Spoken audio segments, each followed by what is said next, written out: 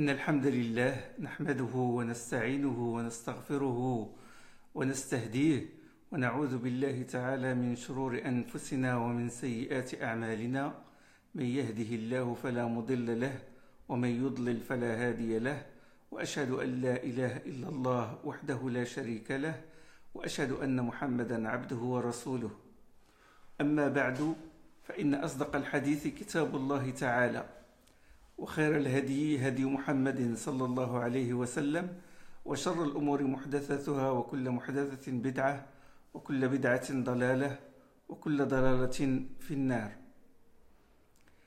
Chères sœurs, chers frères, assalamu alaikum wa rahmatullahi wa barakatuh. Dans cette séance de dhikr, aujourd'hui, Inch'Allah, je vais prendre un exemple du Coran et je vais, Inch'Allah, en tirer, vous présenter des leçons de synthèse qu'on peut tirer par la méditation de cet exemple du Coran. Je vais prendre l'exemple de la Fatiha, de la sourate de l'ouverture, et puis et son lien de correspondance avec la sourate la vache, la sourate Al-Baqarah, la sourate 2. Alors, la sourate Al-Fatiha, la sourate l'ouverture. Fatiha, comme son nom l'indique, c'est une introduction du Coran. Et donc, dans l'introduction, normalement, il y a tout ce qu'il y a dans le livre. Dans l'introduction d'un livre, on trouve tous les thèmes, elle présente tous les thèmes, les grandes lignes de ce livre-là. Donc, la Fatiha, elle présente aussi les thèmes fondamentaux du Coran.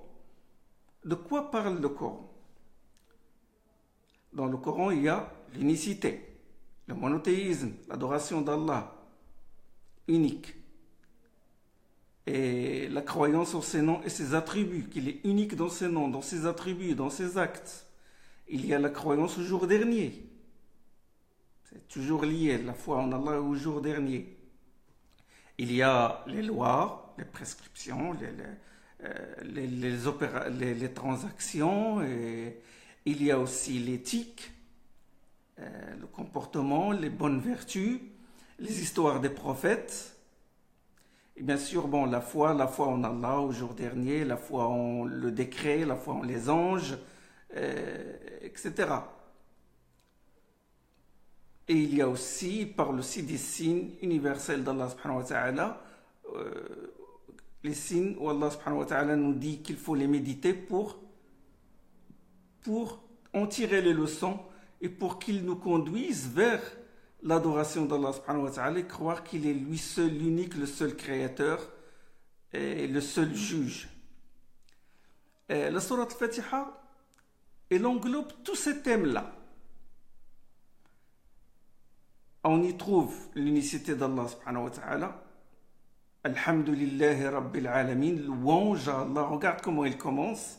Il commence subhanallah, par louange. Quand la personne dit louange, je remercie, déjà il sent un épanouissement à l'intérieur. Donc Allah subhanahu wa ta'ala le prépare à cet univers coranique qui est vaste. Louange à Allah, le Seigneur des mondes. Alhamdulillahi Rabbil Alamin. Ar-Rahman Ar-Rahim Maliki Yawmiddin. Louange à Allah, le Seigneur des mondes. Le tout miséricordieux, le très miséricordieux, le maître, le roi du jour dernier. C'est toi que nous adorons et c'est à toi que nous demandons de l'aide. Guide-nous sur le chemin de rectitude, le chemin de ceux que tu as comblés de faveur, non pas le chemin de ceux qui ont encouru ta colère, ni le chemin des égarés. Ihdina as-sirata al-mustaqim, sirata alladhina an'amta alayhim, ghayril maghdubi alayhim waladdallin. Donc, Alhamdulillah, Allah, c'est Dieu de l'amour, puisque le nom Allah vient, si on remonte l'étymologie de ce terme-là, les Arabes d'avant l'islam, les Arabes d'avant, ils disaient Aliha alih, tout ça veut dire aimer. Donc Allah, c'est celui que les gens aiment. Le Seigneur des mondes, Rabb al-Alamin, Rabb, ça vient du mot tarbiya, ça veut dire qu'Allah subhanahu wa ta'ala nous éduque, nous élève et assure tout ce qui tout ce qui est tout ce qui nous sert dans notre vie, c'est-à-dire assure notre bien-être. Ar-Rahman Ar-Rahim, le tout miséricordieux, le très miséricordieux, le maître du jour dernier. Tous les noms d'Allah subhanahu wa ta'ala et ses attributs, tous sont résumés dans ces noms-là. Le Dieu de l'amour, que les gens adorent, que les cœurs divinisent, le Seigneur, le Rabb, c'est-à-dire qu'il nous éduque, nous élève, assure notre bien-être et nous éduque par l'envoi des prophètes et en inspirant en nous son adoration par la saine nature qu'il a ancrée au fond de notre âme. Rabb al-Alamin, Ar-Rahman Ar-Rahim, le tout miséricordieux, le très miséricordieux, le roi du jour dernier, puisqu'il est le roi du jour dernier, a fortiori il est le roi de l'univers et de ce monde. Donc tous ces noms-là résument les noms d'Allah subhanahu wa ta'ala dans le Coran. Les noms, tous ces noms-là. Donc ce passage-là, il nous résume tout ce qui est dogme. Tout ce qui est foi en Allah. Et au jour dernier, Alhamdulillah Rabbil Alamin, Ar-Rahman Ar-Rahim, Maliki Yawmiddin, Iyaka na'budu wa iyaka nasta'in. Donc c'est toi que nous adorons, donc ça rentre dans l'adoration. Le jeûne, le pèlerinage, la zakat aussi, bon, ça entre aussi l'invocation, la prière, parce que la prière c'est l'adoration même finalement. La prière, c'est toi que nous adorons. Donc, il entre dans cette partie de verset, toutes les adorations. Wa iyyaka nasta'in, et c'est à toi que nous demandons de l'aide. Ça, c'est l'isti'ana. La demande de l'aide, sous cette demande de l'aide, il y a tout ce qu'on appelle l'éthique, le bon comportement, l'éducation de soi-même, c'est ce qu'on appelle tazkiya. Retenez bien ça. Wa iyyaka nasta'in. Cette partie fondamentale. Ihdina as-sirata al-mustaqim, la guidance, la voie, le chemin de rectitude qui comporte toutes les prescriptions et toutes les lois qui gèrent les affaires matrimoniales et tout ce qui nous sert dans notre vie. La voie de ce que tu as comblé de faveur, c'est-à-dire les prophètes. Et donc les histoires des prophètes se trouvent dans le Coran. Non pas la voie de ceux qui ont encouru ta colère, ni la voie des égarés. Et ça aussi, on le trouve dans le Coran, la voie de chemin des égarés, des corrupteurs, parmi Pharaon, Haman, et parmi Qaroun et d'autres, et le peuple de l'autre, et les peuples qui ont dévié de la voie d'Allah et dont les mœurs sont corrompues. Et donc, la sourate Al-Fatiha nous résume tout cela. Il nous résume tout ce qu'il y a dans le Coran. C'est une introduction. C'est la mère du livre, comme a dit le prophète sallallahu alayhi wa sallam. al-Qur'an. On peut comparer la sourate Al-Fatiha à un collier. Et le pendentif du collier, le bijou qui se trouve au milieu, c'est Iyyaka na'budu wa iyyaka nasta'in. C'est toi que nous adorons et c'est à toi que nous demandons de l'aide. Parce que c'est toi que nous adorons, c'est toi que nous demandons de l'aide, résume finalement la Fatiha elle-même. Tout se résume finalement dans ce verset-là qui se trouve au milieu, qui est le bijou le plus précieux, le pendentif. Et ce bijou-là comporte deux facettes. L'une est plus précieuse que l'autre. À savoir, c'est à toi que nous demandons de l'aide. C'est toi que nous adorons, repose sur c'est à toi que nous demandons de l'aide. C'est à toi que nous demandons de l'aide. Sous cette partie du verset, il y a les sciences de la purification de l'âme, les mondages de l'âme, l'éducation de soi-même. Tu ne peux pas construire sur des ruines. Quand tu connais les adorations, tu as la science, mais l'assise, elle est vacillante, elle ne tient pas. Il faut l'émonder, la travailler. Il y a l'orgueil, il y a la fatuité, il y a l'envie, toutes les mauvaises vertus. toutes les mauvaises vertus. Donc il faut les enlever pour bien construire là-dessus ton adoration, ta croyance en Allah, subhanahu wa ta'ala. Donc la tazkiya, l'éducation de l'âme est fondamentale. En purifiant ton âme se dilate. Et en laissant les mauvaises vertus dans ton âme, bah ton cœur, il se resserre, il devient étroit. Et ça se reflète sur tes conceptions des choses. Parce que ces mauvaises vertus, bah, ils sont un prisme qui fait dévier tes conceptions. Tu as après des conceptions erronées. Je dis étroit parce qu'Allah subhanahu wa ta'ala dit dans le Coran, dans Surat Al-An'am, فَمَنْ يُرِدِ اللَّهُ أَنْ يَهْدِيَهُ يَشْرَحْ صَدْرَهُ لِلْإِسْلَامِ. Celui qu'Allah veut guider, il dilate, il épanouit son cœur. Il l'ouvre à l'islam. وَمَنْ يُرِدْ أَنْ يُضِلَّهُ, et celui dont Allah veut égarer, bien sûr Allah subhanahu wa ta'ala n'a voulu l'égarer qu'après que le serviteur lui-même, la personne lui-même a choisi l'égarement, puisqu'il a le libre choix. Et celui qu'Allah veut égarer, il rend son cœur étroit. Il rend sa poitrine étroite. À l'image de quelqu'un, c'est comme quelqu'un qui montait dans le ciel, montait dans les hautes altitudes, après il perd l'oxygène et sa poitrine devient étroite. Ben, les mauvaises vertus rendent la vision étroite, bornée. Même si tu connais l'unicité d'Allah, la foi en Allah au jour dernier, tu connais la religion, mais après, si tu as des mauvaises vertus comme l'orgueil par exemple, tu vas t'ériger en justicier et tu vas réduire la voie d'Allah, l'unicité qui est plus large que les cieux et la terre, à quelque chose de très étroit, et quiconque dévie de cette voie, tu vas le considérer comme kafir, comme pervers, comme égaré. Pareil pour quelqu'un qui a appris la sunna mais qui a l'orgueil en lui-même, la fatuité, l'envie d'être supérieur aux autres. Il va dire, bon, moi je fais partie des groupes sauvés, donc ça y est, j'ai traversé le pont et je suis à la porte du paradis, après je l'ouvre et je la ferme à quiconque. Celui il est sur la voie de la sunna, celui il ne l'est pas, celui il est comme ça, de soufi, salafi, ash'adi, etc. Et on va catégoriser les gens à ta guise. Donc méfiez-vous, le fait d'être dans le groupe sauvé, d'être sauvé par Allah subhanahu wa ta'ala, le salut, ce n'est pas un acquis, mais ça s'obtient avec l'effort. Ça s'obtient avec l'effort. Donc ça c'est en résumé, ça c'est la Fatiha qui constitue un résumé des grands thèmes. Et comme j'ai dit, c'est l'éducation de son âme, elle est fondamentale. C'est la base de la religion. D'accord? Donc après la Fatiha, qu'est-ce qu'il y a? Il y a la sourate al-Baqarah, la sourate la vache.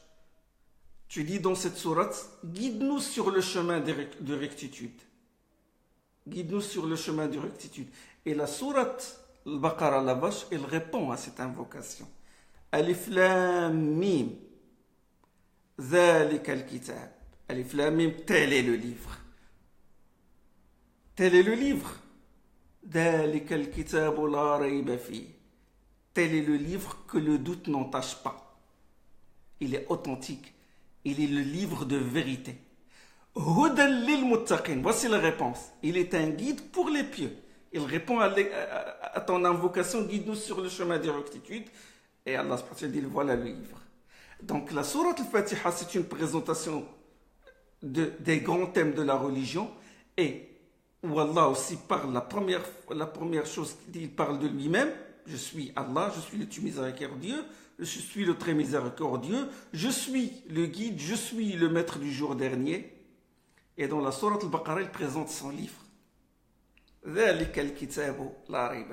le livre qui va te guider. Un guide pour les gens? Non, il n'a pas dit pour les gens. Pourtant, dans d'autres versets du Coran, il dit dans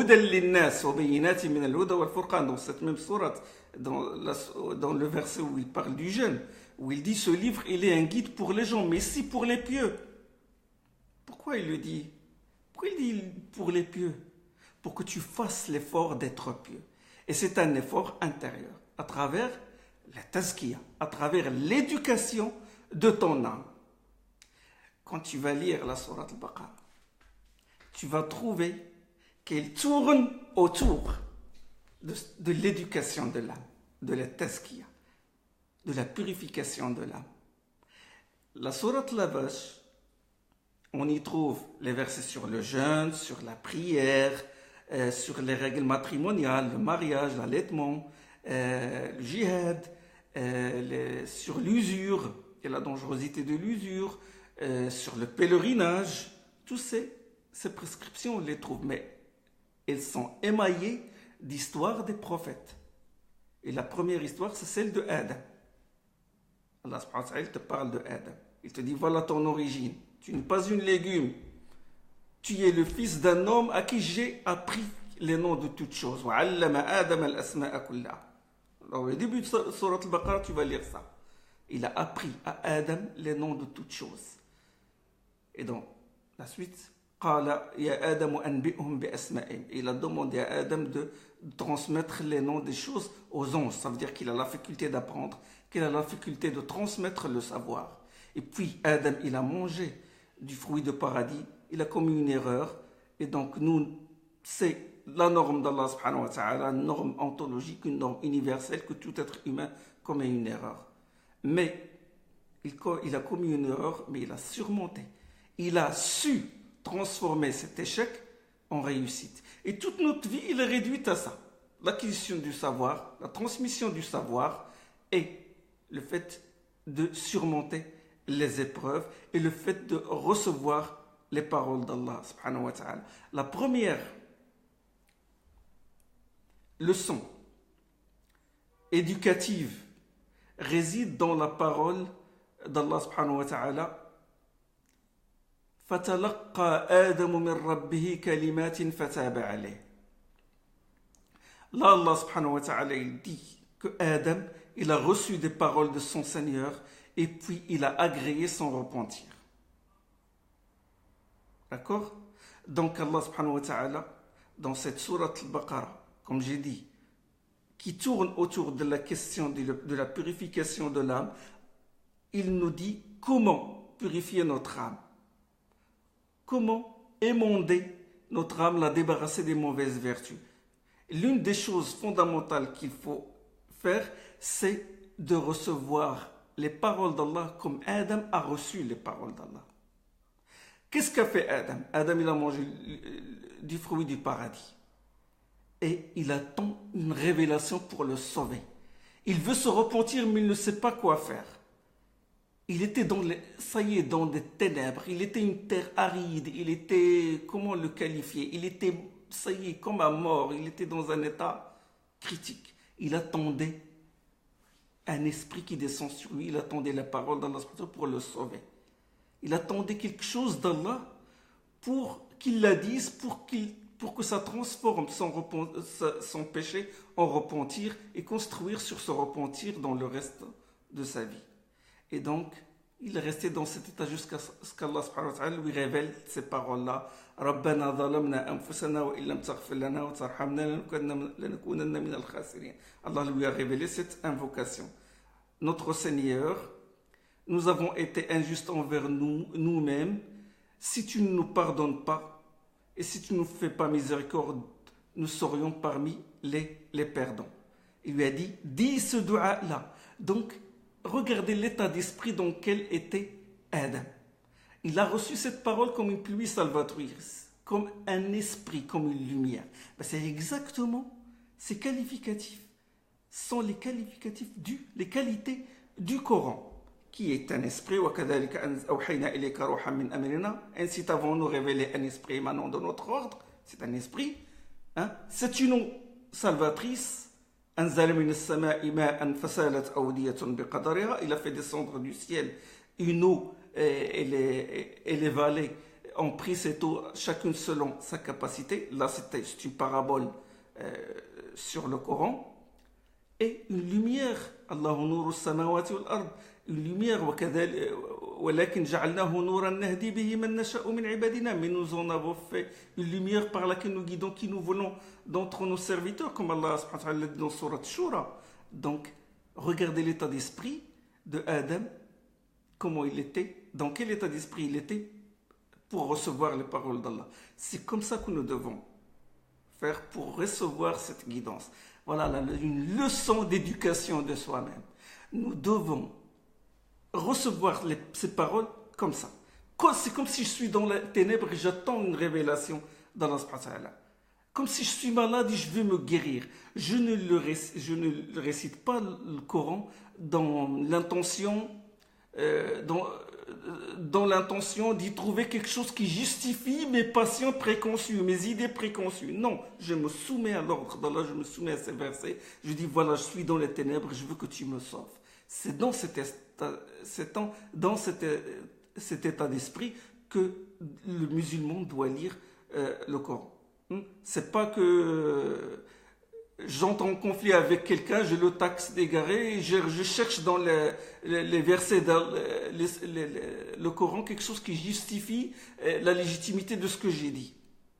Non, je dois me soumettre à ces paroles.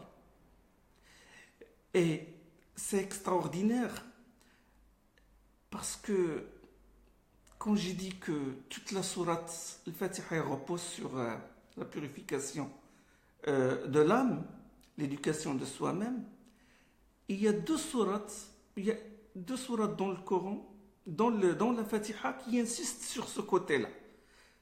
Et où Allah subhanahu wa ta'ala résume la fonction du prophète sallallahu alayhi wa sallam à la tazkiya, à la récitation des versets et à l'apprentissage de la science. Dans cette même sourate, la sourate al-Baqarah, 2 fois il s'est répété le verset qui résume les fonctions prophétiques. ربنا وابعث فيهم رسولا منهم يتلو عليهم آياتك ويعلمهم الكتاب والحكمة ويزكيهم. Ibrahim alayhi salam et Ismaïl, ils ont invoqué Allah subhanahu wa ta'ala quand ils étaient en train de construire la Kaaba. Ils ont dit, ô notre Seigneur, envoie à cette communauté un prophète issu d'eux-mêmes qui leur récite tes versets et qui leur enseigne le Coran, le livre et la sagesse et qui les purifie. Il les éduque. Ça c'est le premier verset de la sourate al-Baqarah. Un autre verset. كما أرسلنا فيكم رسولا منكم يتلو عليكم آياتنا ويزكيكم ويعلمكم الكتاب والحكمة ويعلمكم ما لم تكونوا تعلمون. Allah subhanahu wa ta'ala vous a envoyé un prophète, كما أرسلنا فيكم, nous avons envoyé un prophète issu de vous-même. Il vous récite le livre, il vous enseigne le livre et la sagesse et il vous purifie. La purification de l'âme s'est répétée ici en tant que fonction prophétique 2 fois dans le Coran. À travers les histoires des prophètes, Allah subhanahu wa ta'ala nous a cité, nous a énuméré ce qui bloque, ce qui fait obstacle à la purification de son âme. Surtout quand il s'est adressé aux fils d'Israël, quand il a parlé des fils d'Israël, le peuple de Moïse. Ne croyez pas que quand Allah subhanahu wa ta'ala raconte l'histoire des fils d'Israël, que c'est une histoire révolue. Il s'adresse à nous. Il s'adresse à nous. Tous ces versets-là qui parlent des fils d'Israël, du peuple d'Israël et de ce qu'ont fait certains à Moussa alayhi salam, il s'adresse à nous directement. D'accord? Méfiez-vous de la lecture projective du Coran. Méfiez-vous de la lecture fragmentaire du Coran. Ah, tel verset, non, il parle du peuple de l'autre, ça ne nous concerne pas. Ah, tel verset, non, il parle des kuffars, ça nous concerne. Non, tout verset s'adresse à nous. Et nous devons purifier notre âme en fonction de ce qu'il y a dans ce verset-là. Allah, il dit par exemple, وَمِنْهُمْ أُمِّيُّونَ لَا يَعْلَمُونَ الْكِتَابَ إِلَّا أَمَانِي وَإِنْهُمْ إِلَّا يَظُنُّونَ. Il y a parmi les fils d'Israël qui ne connaissent pas grand-chose du livre, si ce n'est la récitation. et il se livre à des conjectures. À quoi il s'adresse? D'accord, il parle d'eux, mais il s'adresse à nous aussi. Nous sommes tombés dans ce problème. ومنهم أميون. ومنهم أميون. أميون, ça veut dire des analphabètes, mais ici c'est dans un sens péjoratif, c'est-à-dire des ignorants. لا يعلمون الكتاب إلا أماني. Ils ne connaissent du Coran, du livre, pas du Coran, du livre, que pas grand-chose du livre. لا يعلمون الكتاب إلا أماني, si ce n'est la récitation. Amani, ici, dans une des trois significations du mot Amani, Amani veut dire récitation, veut dire espoir, espoir illusoire, veut dire mensonge. Mais bon, la récitation, c'est la plus retenue, le terme récitation, c'est le sens récitation, c'est le sens qui est le plus retenu. Nous aussi, nous sommes tombés dans ce problème. Nous aussi, bon, la plupart d'entre nous, les Qurra, masha'Allah, ceux qui récitent le Coran, ils sont très grand nombre. Vous n'avez qu'à consulter Internet et tout, ça vous sort des milliers de récitants. Mais les fuqaha, ceux qui pénètrent le livre, ben, ils ne sont pas nombreux. Donc nous aussi, nous sommes tombés dans ce problème. D'accord? Allah subhanahu wa ta'ala, il parle aussi d'un autre obstacle. Un autre obstacle à la purification, à la guidance. Qu'est-ce qui nous empêche de profiter du Coran? L'imitation servile, l'esprit grégaire. ومثل الذين كفروا كمثل الذي ينعق بما لا يسمع إلا دعاء ونداء صم بكم عمي فهم لا يعقلون.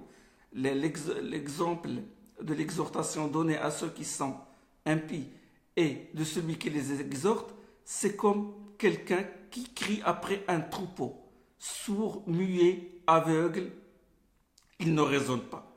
Nous aussi, on est tombé dans ce problème-là. Nous aussi, on a couvert, nous aussi, notre esprit, on a empêché notre esprit de réfléchir, de méditer, et on l'a livré à un cheikh ou un gourou ou quelqu'un. L'imitation servile. Dans cette même partie de verset, Allah il dit par la suite, si on leur dit de suivre ce qu'Allah fait descendre, nous suivrons, nous nous contentons de suivre ce que nous ont légué nos ancêtres. Il y a l'imitation servile. Beaucoup de musulmans, même ceux qui se prétendent être sur la bonne voie, ils s'attachent à un cheikh et puis un attachement inconditionnel. Même s'il se trompe, lui a livré sa raison, lui a livré son cœur et son âme. Développez votre individu. Je ne sais pas si je peux l'appeler individualité, mais l'individuation. Je crois que des philosophes utilisent ce terme d'individuation, c'est-à-dire d'être un peu, d'avoir son esprit critique, d'avoir sa propre personnalité, son propre jugement, et ne pas suivre les gens comme un mouton, comme Allah subhanahu wa ta'ala a dit. L'esprit, c'est l'esprit grégaire. Quand Allah qualifie ceux qui ont couvert leur esprit et leur cœur à des moutons.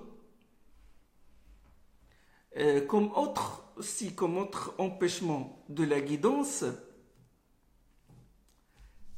il y a, comme j'ai dit, l'imitation servile, il y a, comme j'ai dit aussi, cet esprit moutonnier. Il y a aussi comme le fait de se limiter à la récitation sans méditer. Il y a aussi la querelle, contestation toujours chercher le rigorisme. Il y a aussi la dureté du cœur. Ça empêche la personne de profiter de la guidance. Et donc, la sourate al-Baqarah, il y a la jalousie.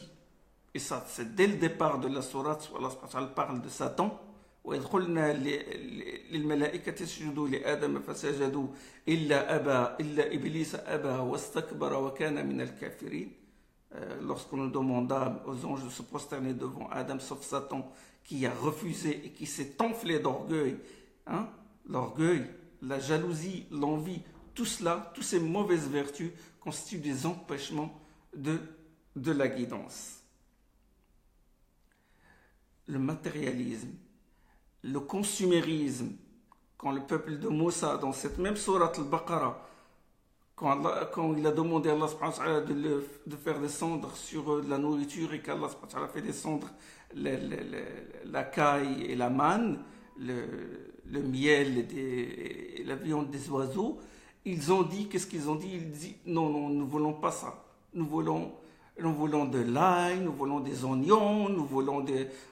فَادْعُ لَنَا رَبَّكَ يُخْرِجْ لَنَا مِمَّا تُنْبِتُ الْأَرْضُ مِنْ بَقْلِهَا وَقِثَّائِهَا وَفُومِهَا وَعَدَسِهَا وَبَصَلِهَا. Demande à ton Seigneur de faire sortir pour nous de la terre des concombres, des légumes, de l'ail, des lentilles et des oignons. Le consumérisme aussi constitue un empêchement de la guidance. La personne ne pense qu'à son ventre. Programmé, il est conditionné. Il ne faut pas qu'il rate les 3 prières du jour. Le petit déjeuner, le déjeuner et le dîner. S'il rate un seul repas, il a pas mal le ventre, mais dans la tête. Il est programmé pour ces choses-là. Donc, comme j'ai dit, la sourate al-Baqarah, elle résume tout ce qui constitue un obstacle à la guidance et tout ce qui constitue un obstacle à la purification de soi. La sourate al-Baqarah, la sourate la vache, parce que les gens ils disent, bon, comment cette sourate-là, sublime, qui réunit les grandes prescriptions de l'islam, peut-elle appeler la vache? Quel est le lien de la vache avec cette sourate-là? Alors qu'on sait que le titre, il a une importance. L'idée de chaque sourate se trouve dans le titre. Comme la Fatiha. La Fatiha est l'ouverture et tout ce qui est dans la sourate, c'est une ouverture du texte coranique. Ben parce que sourate al-Baqarah, pourquoi elle s'appelle sourate al-Baqarah, la vache? Parce qu'il y a une histoire de la vache dans cette sourate-là. Et il y a 7 versets de cette sourate qui parlent de l'histoire de la vache. Et ces 7 versets-là, c'est comme s'ils nous résument les obstacles de la guidance. Qu'est-ce qui s'est passé? C'est dans le peuple d'Israël, il y avait 2 tribus. Il y avait une tribu qui ont tué quelqu'un. Une personne qui appartient à une tribu, il a été tué par un de ses proches. Et puis le corps a été traîné jusqu'à une autre tribu pour faire retomber le crime sur l'autre tribu. Et il y a eu des heurts. Il y a eu des conflits, il y a eu des heurts. C'est vous qui avez tué, non, c'est pas nous, etc. Et là, ils ont demandé à Moussa alayhi salam de trancher ce conflit-là. D'accord? Et Moussa alayhi salam, il a imploré, il a demandé à Allah subhanahu wa ta'ala de lui montrer la vérité. Puis Allah subhanahu wa ta'ala lui a révélé de dire à ces gens-là, fils d'Israël, d'égorger une vache. Et quand il leur a dit, eux, ils ont utilisé leur raison. Ils ne sont pas, alors que c'est un prophète qui leur a dit ça. Il a reçu la révélation d'Allah. Il leur a dit, égorgez une vache. Allah vous demande. Ils lui ont dit, comment ils lui ont répondu? Ils lui ont dit, est-ce que tu te moques de nous? وإذ قال موسى لقومه إن الله يأمركم أن تذبحوا بقرة قالوا أتتخذنا هزوا. Tu te moques de nous? Donc ça, c'est un obstacle à la guidance, c'est un obstacle à la purification de soi. D'accord? Et, subhanallah, eux, ils ont compliqué les choses. Ils ont dit, alors que Moussa, alayhi salam, il leur a dit d'égorger n'importe quelle vache, et eux, ils commencent à compliquer. Donne-nous la description de cette vache, donne-nous quelle est sa couleur, donne-nous plus de détails. Et eux commencent à compliquer, alors que Moussa, alayhi salam, leur a demandé d'égorger n'importe quelle vache. Et ce qui est extraordinaire, c'est que quand ils ont demandé à Moussa de leur décrire cette vache, il leur a dit que c'est une vache qui n'est ni vieille ni jeune, c'est-à-dire entre les deux. Et ça, c'est une manière de les appeler à la juste mesure, qu'ils ne doivent pas dévier vers le rigorisme ni vers le laxisme. Eux, ils sont allés à l'extrême et Allah subhanahu wa ta'ala les ramène vers la juste mesure. Et d'ailleurs, toute la sourate Al-Baqarah, c'est une sourate qui parle du juste milieu. D'ailleurs, le verset, il y a un verset qui se trouve juste au milieu. Il y a 286 versets dans sourate Al-Baqarah. Dans le 143e, Allah subhanahu wa ta'ala dit وَكَذَلِكَ جَعَلْنَاكُمْ أُمَّةً وَسَطًا لِتَكُونُوا شُهَدَاءَ عَلَى النَّاسِ. Ainsi avons-nous fait de vous une communauté médiane. Donc, c'est une voie de juste mesure. Et quand ils ont demandé la couleur, il leur a dit qu'elle est jaune. Safra ou faqi'ul lawla, d'un jaune clair. D'un jaune clair, pourquoi? Pour enlever cette idolâtrie qu'ils avaient en eux, à savoir l'adoration du veau. L'adoration du veau. Ils ont fait de leur bijou un veau jaune comme de l'or. Et Allah subhanahu wa ta'ala, pour enlever cette idolâtrie dans leur cœur, il leur a dit d'égorger cette vache-là. D'accord? Pour qu'ils sacrifient, ils enlèvent toutes les traces de l'idolâtrie de ce veau qu'ils ont adoré. D'accord? Et puis à la fin, il a dit, prenez un morceau de cette vache et frappez le mort. Et quand ils l'ont fait, le mort, il est revenu à la vie. Il a dit, telle personne m'a tué. Donc c'est une question qui est relative au ghaib. Et eux, ils étaient des matérialistes. Et leur foi en le ghaib, elle est faible. Et donc Allah subhanahu wa ta'ala, il les a rappelés, il leur a montré un signe que c'est lui, que ce veau-là qu'ils adoraient, il ne peut ni nuire ni profiter. Et que, en l'égorgeant la vache, elle est inerte, elle est morte, un mort qui a frappé un mort, et puis il y a la résurrection. Sachant que la sourate Al-Baqarah aussi, elle parle du ghaib, de tout ce qui concerne le jour dernier. Voilà, j'ai un peu allongé mon récit sur les méditations sur cette sourate. Donc, je ne sais pas si vous avez quelques questions. Ça va arriver, parce qu'il y a un décalage. Mm-hmm.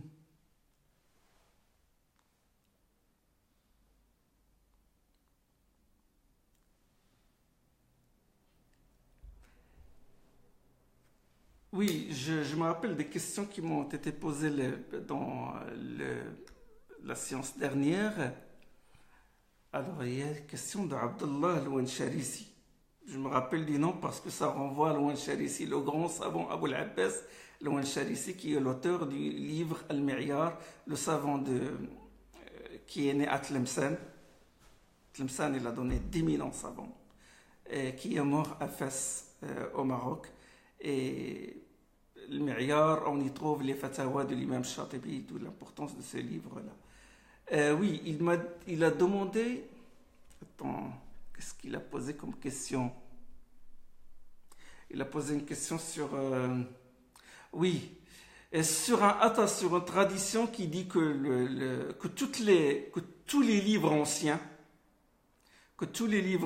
étaient en arabe et que les prophètes les ont transmis à leur peuple avec la langue de leur peuple. C'est une tradition d'Abu Huraira. Il a dit ça se trouve dans l'Itqan. Il l'a rapporté, je crois, par Ibn Abi Hatim. Mais c'est une tradition qui n'est pas authentique. Il y a même un hadith qui est rapporté par Tabarani qui a les mêmes termes que cette tradition-là, mais il n'est pas authentique. Et puis il a dit pourquoi il y a beaucoup de divergences sur la question de l'abrogation, sur le nombre des cas d'abrogation dans le Coran. La divergence est due au fait que certains savants considèrent, il y a certaines abrogations qu'ils ne considèrent pas comme abrogation, mais comme restriction de la portée des textes. Je ne veux pas m'étendre là-dessus, c'est assez technique. Et c'est ce qui fait qu'il y a divergence. Certains comprennent que tel texte n'abroge pas l'autre texte, mais qu'il en restreint la portée tout simplement. Il introduit une condition limitative. Donc, j'ai pas marqué les. Il n'y a pas de question là. J'ai pas marqué de questions. Demande-leur s'ils veulent encore des questions. Vous pouvez poser des questions si vous voulez. Bon, il y a un qui conteste qui conteste le fait qu'il y ait d'abrogation dans le Coran. Il dit comment, il me dit comment moi je défends qu'il y a l'abrogation dans le Coran, alors que c'était juste pour remédier aux soi-disant contradictions du Coran, l'apparence contradictoire. Non, non, non, pas du tout. L'abrogation, ça existe. Les savants en ont parlé dans les livres des Usul, dans les livres des sciences du Coran, comme l'imam al-Nahas, ibn al-Anbari, comme Ibn al-Arabi al-Mu'afiri, ils ont parlé de ce cas, et ça c'est prouvé. D'ailleurs, Allah subhanahu wa ta'ala dit dans le Coran, Ma nansakh min ayatin aw nunsiha na'ti bi khairin minha aw mithliha. Nous n'abrogeons un verset par un autre, ou nous le rendons caduque qu'en apportant un autre verset qui est meilleur. Dans Surat An-Nahl, il dit, وَإِذَا بَدَّلْنَا آيَةً مَكَانَ آيَةً.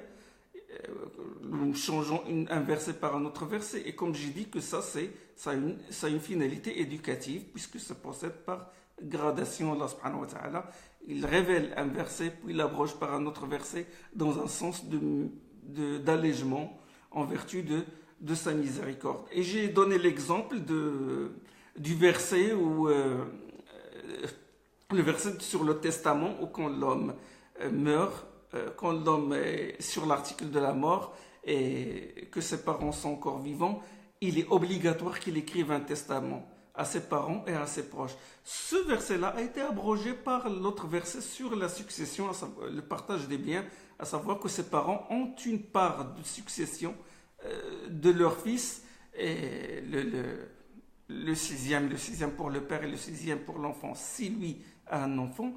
Donc, le professeur sallam approuve cette abrogation en disant que la wasiyata li warith, un héritier ne doit pas jouir d'un testament. Et je me demande pourquoi il nie ça. Normalement, les gens de la sunna ne nient pas l'abrogation. Ça, c'est d'autres sectes.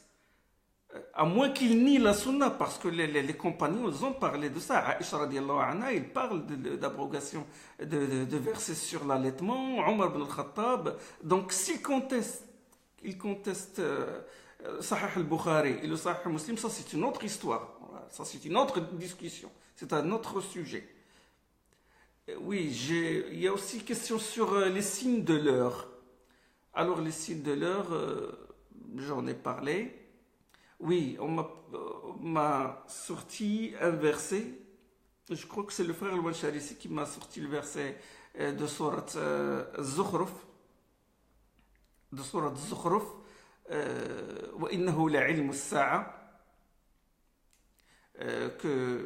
Que Isa alayhi salam va revenir à la fin des temps, et que la preuve c'est ce verset là où Allah subhanahu wa ta'ala dit où Jésus c'est un signe de l'heure, que sa venue est un signe de l'heure, dans Surat Zukhruf, la Surat 43.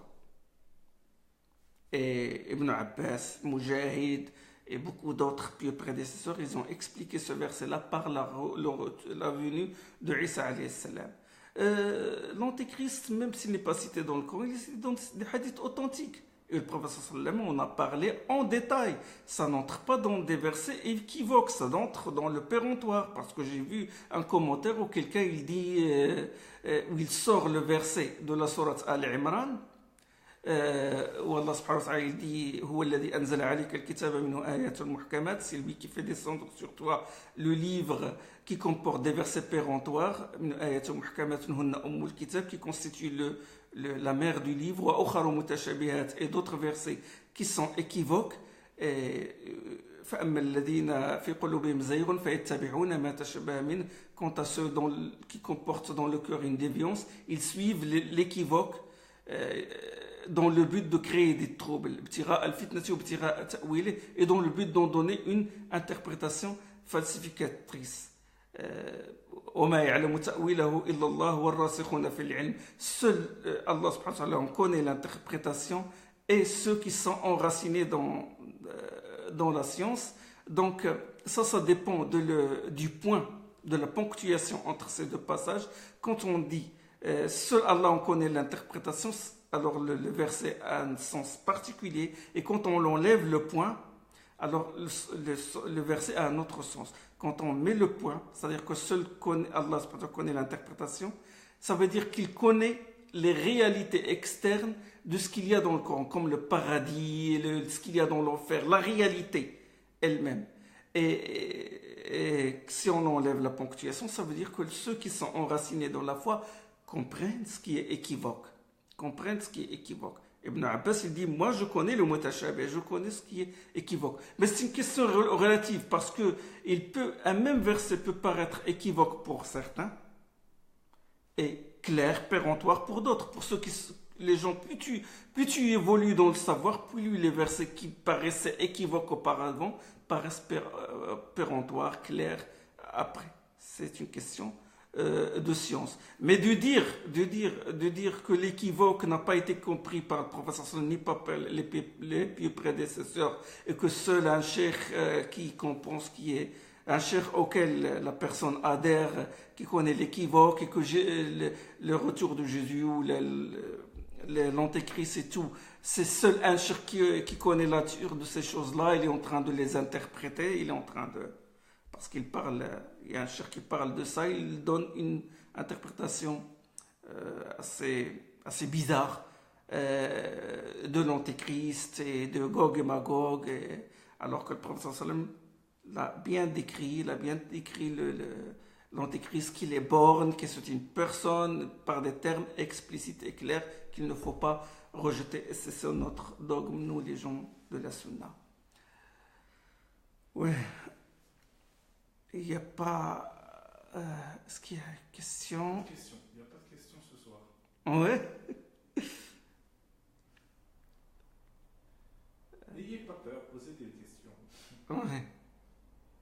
Parce que je